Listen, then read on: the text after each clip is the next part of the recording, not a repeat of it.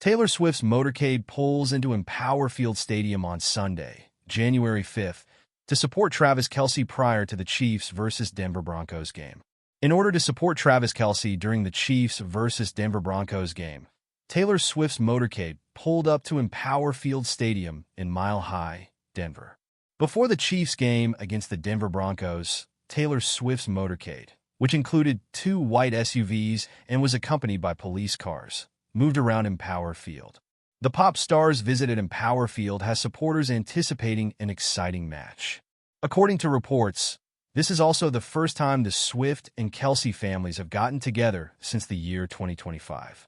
Jason Kelce wore a t-shirt to withstand the cold during Travis Kelce's game at Empower Field Stadium a few hours ago. Before the Chiefs versus Denver Broncos game, Donna Kelce was spotted having a reunion with the Swift family a few hours later, while he was presumably busy carrying his bags. Scott Swift and Andrea also traveled to Denver to support Travis Kelce. Scott Swift came off the airport in deep snow. Then Andrea Swift showed up wearing a black jacket and matching leggings. The private aircraft of Taylor Swift, a Dassault Falcon 7X, touched down in Denver on Saturday. Scott Swift and Andrea Swift were then flown to Denver on Sunday morning in Taylor Swift's private jet. Scott Swift and Andrea Swift were particularly supportive of Travis Kelce in spite of the severe weather, which included freezing snow showers. Indeed, they have a strong tie and are a family. Additionally, Travis Kelce and his teammates arrived in Denver on Saturday. However, Travis Kelce was one of the people pictured stepping off the aircraft in snowy Denver after it got caught in a winter storm that left them stranded on the tarmac for 4 hours. A lot of people are curious as to whether Travis Kelce will play today. Since Andy Reid stated that Patrick Mahomes will be missing and that Kelce might miss today's game as well, there has been conjecture.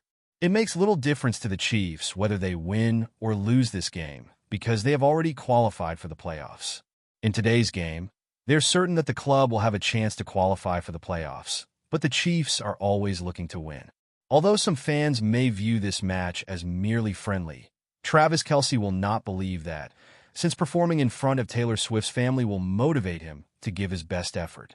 The NFL's most well-known and widely reported relationship of all time is probably that of Taylor Swift and Travis Kelce. Therefore, anything the two do is immediately reported. This also applies to a recent aspect of Taylor Swift's private life. Not long ago, the pop sensation relocated to Nashville on a full-time basis in order to be near the Chiefs quarterback. Swift reportedly prioritizes staying within 90 minutes of Kelce's house, even though she also has properties in New York and Los Angeles. The renowned Eras Tour, which brought in well over $1 billion, was just concluded by Swift. As was the case following the conclusion of her Reputation Stadium tour, Swift is anticipated to take a brief hiatus. In the nearly 20 Chiefs games that Swift has attended since they started dating in September 2023, while Swift has been at Travis Kelce's $6 million mansion in the Kansas City area on multiple occasions during their romance, she now has a permanent residence near her partner. The Chiefs' victory over the Pittsburgh Steelers on Christmas Day guaranteed them the top seed in the AFC. After Sunday's game in Denver, the Chiefs won't have to leave Kansas City until they play in the Super Bowl, thanks to the victory. Swift and Kelce couldn't spend Christmas together because of security concerns and the Chiefs' Christmas-time visit to Pittsburgh. Swift, however, was aware of Kelce's performance because she liked several Instagram posts congratulating him on breaking the Chiefs' touchdown record. In addition, the couple was seen together in Kansas City on New Year's Eve. Despite her history of showing up for home games, Swift is unlikely to be present at any of the Chiefs' postseason games or the Super Bowl. When the Chiefs go to play the Broncos on Sunday, they have a chance to improve their record to 15-1. Earlier this afternoon, the Chiefs were supposed to depart Kansas City International Airport, but an ice storm made travel conditions practically impossible, leaving them delayed on the tarmac for 4 hours. Heavy icing forced the closure of local highways, and the airport was declared dangerous for travel in anticipation of an impending blizzard. The squad was about to take off when airport officials said that all flight operations were suspended because of the rapid formation of ice, according to an ESPN report. Eventually, the Chiefs were able to leave Kansas City and fly to Denver in time for the divisional game, despite the delay. The social media crew recorded players descending the steps as the Chiefs got off their plane. As usual, the audience was captivated by the trendy appearance of star tight end Travis Kelce when he arrived. Kelce wore a heavy zip-up sweater and was dressed for the cold when he stepped off the plane. The most recent video of Kelce and the Chiefs players after their lengthy flight prompted fans to take to social media to share their reactions. One individual remarked, "It's evident that they were all done on that plane. He looks fantastic," said another. With a heart emoji, someone else added, "Thank God." Along with a few other important players like defensive tackle Chris Jones and quarterback Patrick Mahomes. Kelce is predicted to be iffy for Sunday afternoon's game once the team finally landed in Denver. Playing the starters makes little sense. The top seed in the AFC playoff competition has already been decided. The Denver Broncos are in a way already in the playoffs. Get in if you win. Losing is like instant death. That's what playoff football is all about. It's a matter of the season ending. The Broncos, 9-7, will meet the Chiefs on Sunday in an attempt to secure the final wild card spot in the AFC playoffs. But there's a big reason why this game isn't quite a simulated postseason matchup. Neither team needs to win.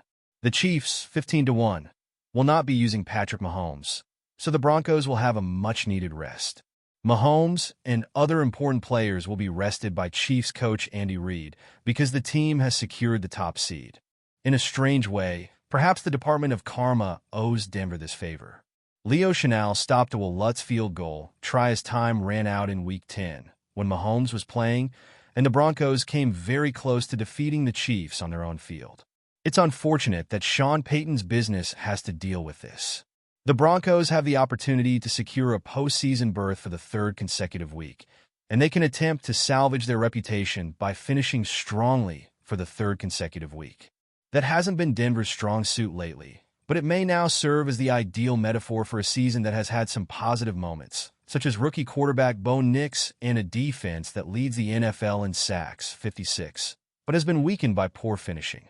When they failed to make a single first down on 2 possessions last weekend, they lost in overtime at Cincinnati after blowing an 11-second-half lead over the Los Angeles Chargers in Week 16. When the Broncos blow it on Sunday and the Dolphins and Bengals are searching for their own breaks, it will be one of the NFL's worst collapses in recent memory. Naturally, the top is where it begins. In his second season as coach of the Broncos, Payton has fulfilled his commitment to transform the culture by firing Russell Wilson. The Broncos have the longest active run, 33 games, without a 100-yard rusher in the NFL, which makes his first selection of Nix and the rookie's improvement even more impressive. Denver, which finished the 2015 season with a Super Bowl 50 victory, is now in a position to earn its first postseason participation in 9 seasons. But if Payton had decided to go for 2 at the end of regulation instead of going for overtime and kicking a PAT, he might have already secured that postseason spot. It's simple to question his choice in retrospect, yes. Payton remarked, "You always second-guess," at a press conference this week.